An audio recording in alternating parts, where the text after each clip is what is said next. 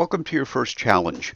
The purpose of these challenges is to get you used to one, your design environment, which is this thing called 3D experience, and or SolidWorks. We'll talk about using both of them. The other thing is to get you used to the parts that you can use. In robotics, we're primarily using parts from Rev Robotics. And if I were you, I'd look at their website right now and to see what the FTC, which are called the Duo parts or the Duo components, that DUO components that are available. The second thing we're going to look at is design methods or learn design methods and simple machines that will allow us to build more complex things. At this point, you should have already received a 3D experience passport, and that's basically your ID to do 3D experience. And then also you should have asked me to register you as a member of our 3D experience community. If you haven't done those, you may want to do those now. Go back to your instructions in your challenge one or before the challenge one and get those things done. If you have both of those, you'll be able to do the following. If you go to solidworks.com/academic-cloud, you will end up with something that looks like this. Now, in your case, you may be prompted for your ID, your 3D experience ID. I'm not prompted for that because I've used this on this machine and it's cached my ID. So it says, "Welcome, Charles Williams," and it uses my email address.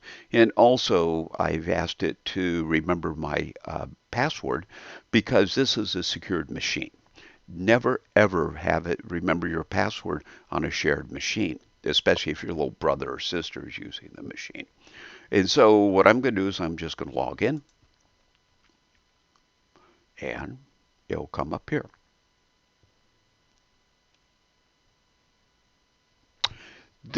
You may have different views of this platform than I have, and so we'll work through those as time goes on.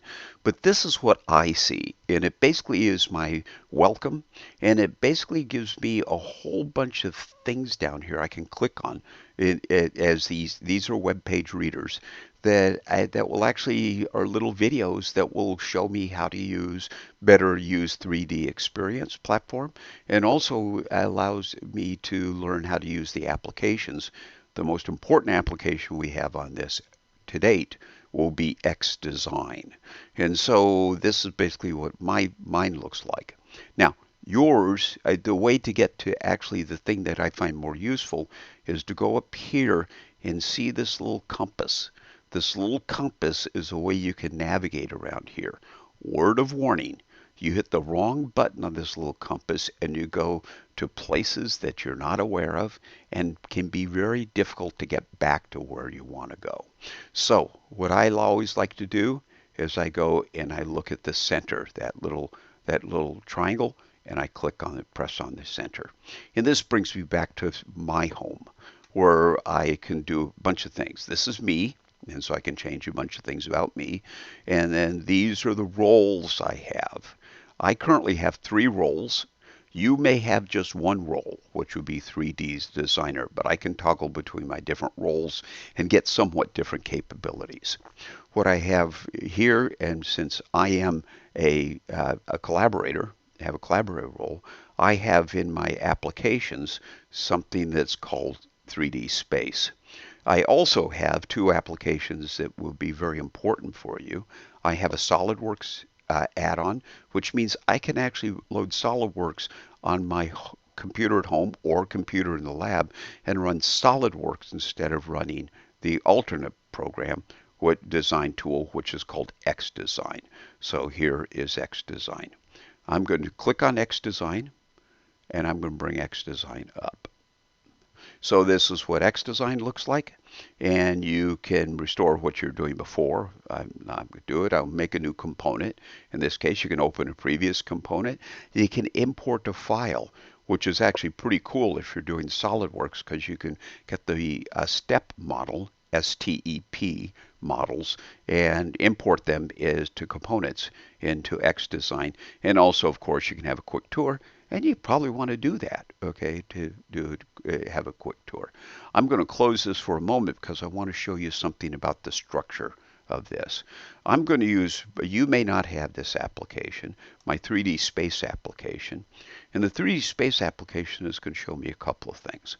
It's going to show you this is my collaborative space, which I will share with you. And then these are some spaces. This is a parts library space that I generated, and that's something that we'll all be using and we'll be adding to that parts library, or I'll be adding the parts library. And then this is my kind of private place. You won't be able to access that spot. And so, but I can.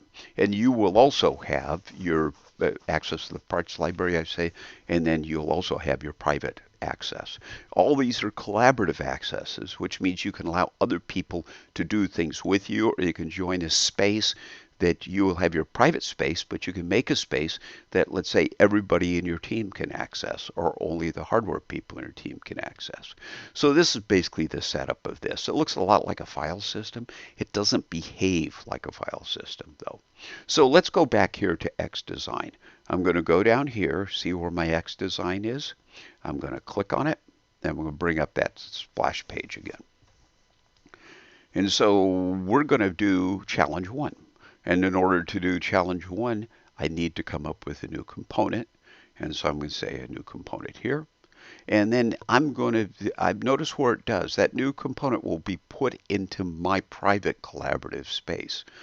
Now, I'm going to call the new component, let's say I call it challenge 1. And you may be asked to put an identifier behind it. So just in case, I'll put my initials behind it. That would make this uniquely challenge 1 if I'm browsing different spaces. But I don't think you need to do that. But we'll talk about that later as we evolve. Okay, so I've initialized it. I said okay. Now it's initializing xDesign. xDesign, for those of you who've done SolidWorks, it's much slower than SolidWorks because it's web-based. But it's a great place. It's a great tool, and it's a great place to start.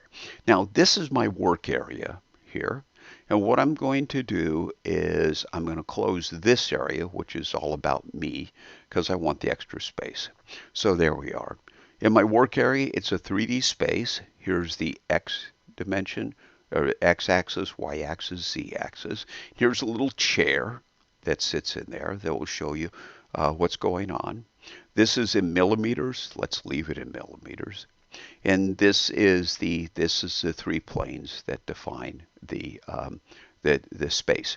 What we're going to do is we're going to build an assembly in this space, which means we're going to bring existing components or parts together into an assembly.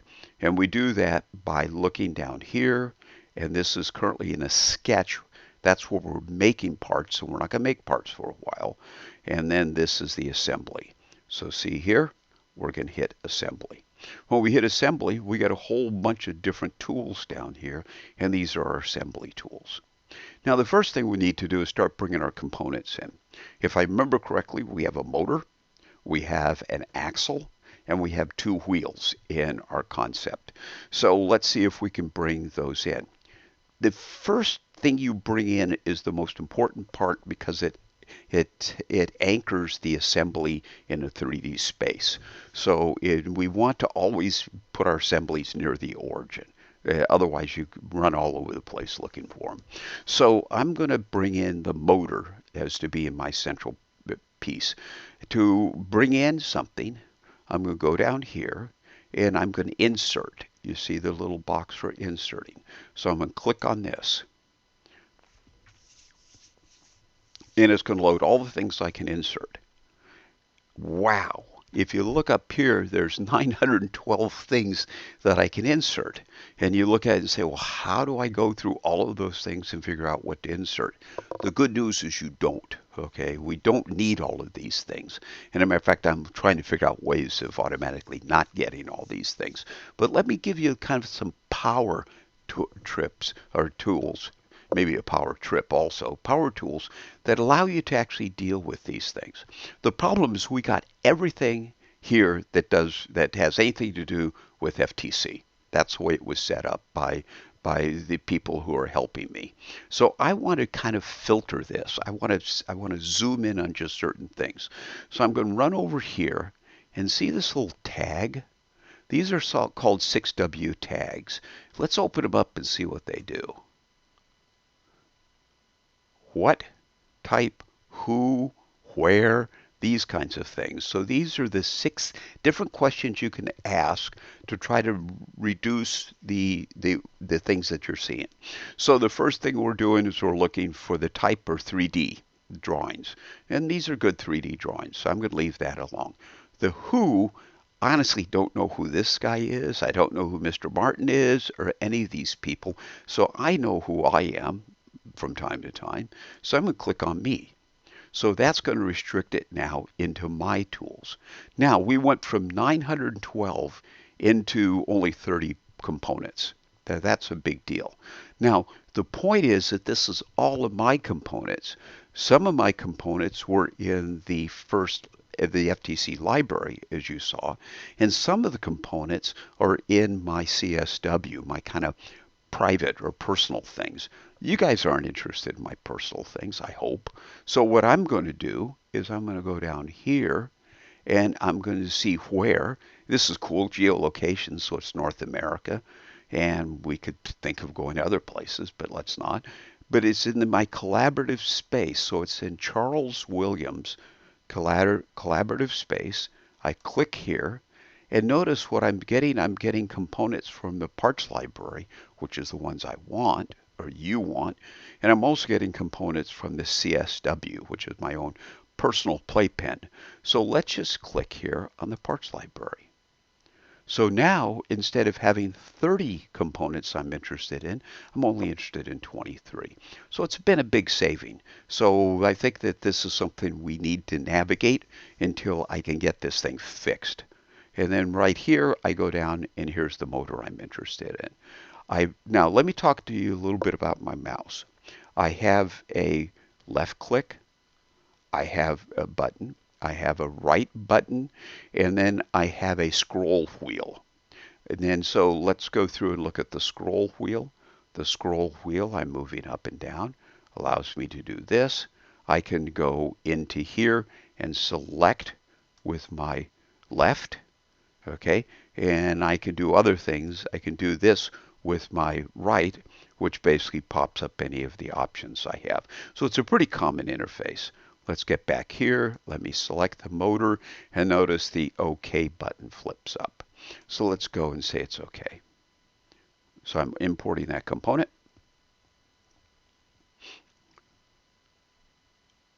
And look, I got a motor. Okay, but I actually have a lot more than a motor. I'd like to zoom in a little bit. And the way I zoom in is I push the scroll button or the scroll wheel towards me. So I drag it towards me. And how it moves depends on where I have the cursor. So if I have the cursor over here, it moves away from the cursor. If I have the cursor here, it moves away from the cursor. And so generally we put the cursor near the part that we're interested in seeing. The part I'm interested in seeing is right here. See that part? That part is actually, if I continue to scroll in, that's actually a hex hole in here. And this piece that's lighting up on the motor is the part that turns. So this part turns, this part does not turn. Okay, so you can see this is the part that the motor we need to put the shaft in. Now let me scoot back, and I scoot back by again using my scroll wheel, and I just turn it in away from me in the opposite direction, and I'm going to bring it in like that. And that's kind of the way it was done. Now you'll notice there's a dash blue line through here, which I've highlighted. The purpose of that line is by the way, I added that line, and it's an axis. And what it is, it's an axis that is it's perpendicular to that hexagonal hole, and it's right along that hexagonal hole. And this is going to allow me to locate things like axles and wheels. Okay, so this is a trick that we are using that basically makes your life a lot easier. Okay, when we need to put things together. So we have that, and it's not functional. That blue line's not functional. It doesn't exist. It just allows us to build this thing. So let's go through and bring the next thing in. I go back down into the insert. See right down here. I click here. Oh man, we got the 902 result, 912 results again, but I'm just going to select me as the person, and it brings down to 30 results. And then I'll just leave that. Okay, it's 30 results. The next, I'll go down and do it right. So I'm going to not look at my private stuff, but I'm just going to look at the parts library. By the way, I don't think you can see my private stuff when you do this. So you won't see my stuff. You'll see your own things. Okay, so we just brought the motor in. Now we need to put an axle in. So I go up here, but we have no axles. So why did I skip axles? Because axles are not called axles in the robotics business. They're called shafts. So I go down to the S's, and here's a shaft, okay? And this is a shaft for a 5 millimeter hex hole, and that's what is in the motor. And it's 135 millimeters, and so that's what, 13 centimeters, so that's pretty long. So we go down here, and here's a 90 millimeter shaft. And that's about what we want from previous experience. By the way, if you put the wrong shaft in, you can always delete it and put a longer or shorter shaft in later. So let's get the 90 millimeter shaft. I just left click the mouse, and then I left click the mouse on OK.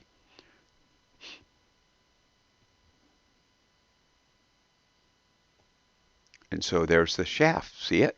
Let me zoom in. I use the scroll wheel, and I'm bringing it in. This is kind of weird. That shaft appeared exactly where I wanted it to. It appeared through the motor, and it's nice and centered in the motor. So this is a magic piece of software. And actually, it's not a magic piece of software.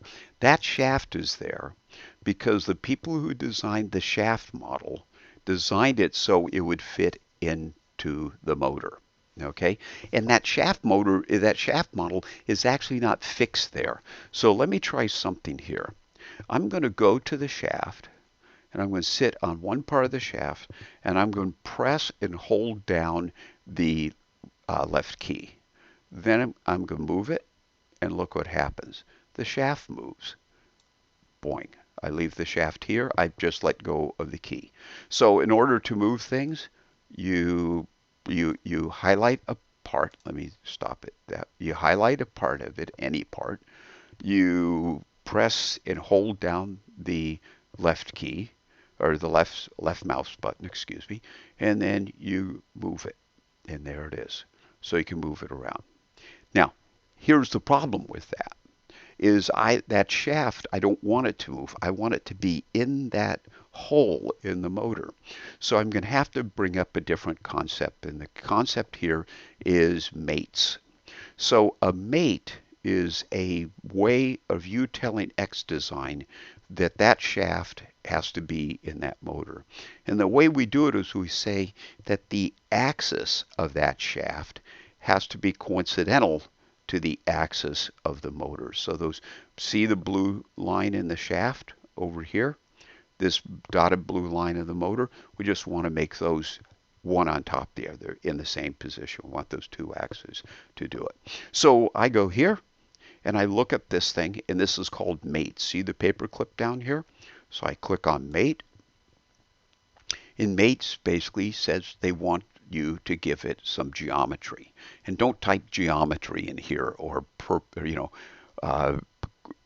trapezoid or something. You go through and you select.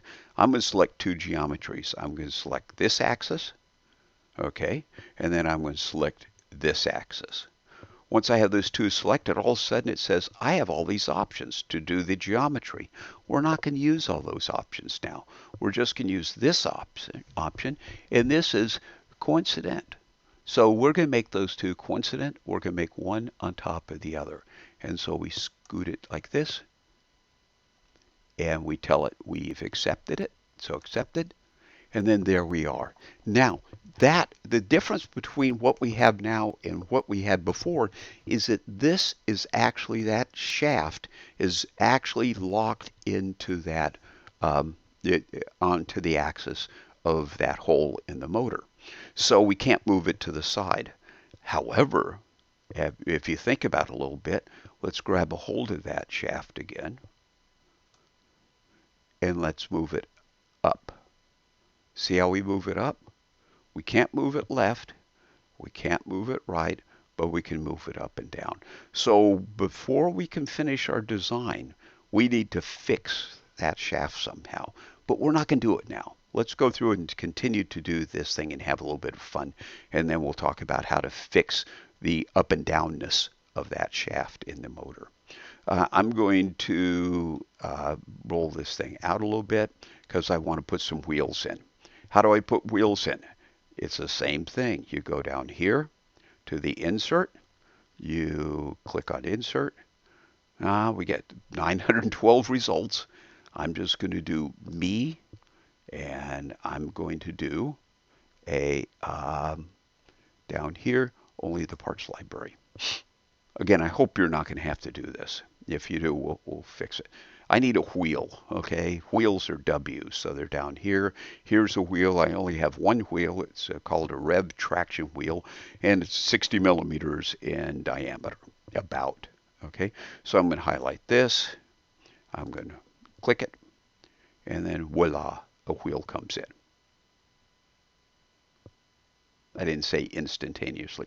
There it is. Now, the wheel was designed by the people at Rev to have a center at 0, 0, which happens to be the center of the hole in the motor, but it's also in the center of the motor. So the wheel is sitting there. Now, obviously, you should convince yourself a wheel should never be in the middle, in interfering with the motor, because it won't. They can't have two things in the same place at the same time. So what I'm going to do is I'm going to go to the wheel. Not that. See, notice what happens. I'm getting the planes. So I don't want to get planes. I want to find a nice place where I can be on the wheel, push the left button, and drag the wheel up.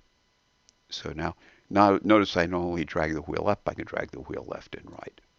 So what am I going to do to get rid of the kind of left and rightness of it in this perspective? I'm going to do the same thing before. I'm going to go down and set up a mate. I'm going to select this axis.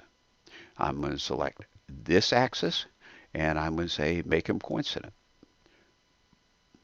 There we go. So I now I can still slide it up and down, but it's coincidental now. Okay, so let me slide it so it's kind of on the end of the shaft. I'll see the shaft kind of poking out. I'll do it a little bit more. Okay. Okay, so there we go. So now I want to put in another wheel. Hey, I got a fast way of putting in wheels so we don't have to go through the whole 912 parts. See this piece here? I will select wheel. That's in that list. By the way, I could have selected shaft in that list or motor in that list. Oh, by the way, when I select motor, notice the little anchor here on the motor. That anchor basically tells us that the motor is anchored to is our anchor to the three-dimensional space, because it's the first thing we put in. Let's go back to wheel. I'm going to select wheel, and on my keyboard I'll hit Control C, and then I'll hit Control V. I got another wheel. Okay, and I got it quickly in this case. What do I need to do with the wheel? I need to make the axis of the wheel coincident to the axis of the shaft. So I go down to my mate, which is that paper clip again. I go up here, I click on the axis of the wheel. I go down here, click on the axis of the shaft. I now have these two things. I have all my mate options, and then I'm going to do coincidental, and then I'm going to accept it. Okay, now I don't want it way up there, so what I'm going to do is I'm going to find a place on that wheel. I'm going to hold down the left button on my mouse, and I'm going to drag this thing down. Matter of fact, I'm going to drag it down a little bit further, and I'll show you why in a bit. Let's drag this one up. I'll put it up. I'm getting ahead of myself. Okay, so here's the deal. We have something, I believe. Let me do some things. Let me show it to you. And so the way I'm going to show it to you is I'm going to hold down my scroll wheel, and then I'm going to run the mouse around. So if I push the mouse up, okay, sometimes it gets small, so I'm going to bring it back out by using my scroll wheel and pulling it towards me. Okay. Okay. Now I can turn this. I can turn it. What I'm trying to do is I'm trying to turn it so I'm going to keep on bringing it up here.